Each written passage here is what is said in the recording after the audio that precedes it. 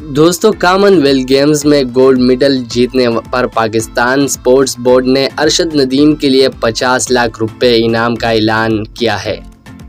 Athlete Arshad Nadeem کے لیے 50 لاکھ روپے انعام کا اعلان اسپورٹس پالیسی کے تحت کیا گیا ہے۔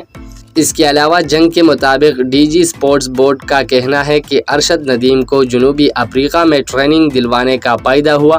تمام میڈلز جیتنے والوں کو وزیر اعظم ہاؤس سے لے جایا جائے گا۔ وفاقی وزیر بین الصوبائی احسان مزاری نے بھی ارشد ندیم کو زبردست کامیابی پر مبارکباد دی ہے۔ دوستو، اب آتے ہیں کہ بابر اعظم نے ارشد ندیم کے بارے میں کیا کہا ہے۔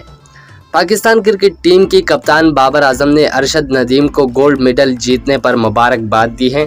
جنگ کے مطابق بابر اعظم نے مقابلے کا نتیجہ آنے کی کچھ ہی دیر بعد اپنے پیغام میں کہا کہ ارشد ندیم کو پاکستان کے لیے میڈل لانے پر سیلیوٹ پیش کرتا ہوں۔ جسم ٹوٹا ہوا تھا پر ہمت ہمالیہ سے بھی بلند تھی۔ ارشد ندیم نے قوم کو قابل فخر بنا دیا۔ تیسرے نمبر پر آتا ہے کہ پاکستان کی فوج نے ارشد ندیم کو کیا کہا۔ کامن ویلتھ گیمز میں پاکستان کے ارشد ندیم نے شاندار کارکردگی کا مظاہرہ کرتے ہوئے جولین تھرو میں گولڈ میڈل جیت لیا ہے۔ ارشد ندیم نے اپنی 5ویں باری میں 1890 میٹر کے ریکارڈ تھرو کی۔ پاک افواج نے کامن ویلتھ گیمز میں گولڈ میڈل جیتنے پر ارشد ندیم کو مبارکباد پیش کی ہے۔ D G I S P R نے اپنے بیان میں کہا کہ شاباش ارشد ندیم، آپ نے پاکستان کو قابل فخر بنا دیا۔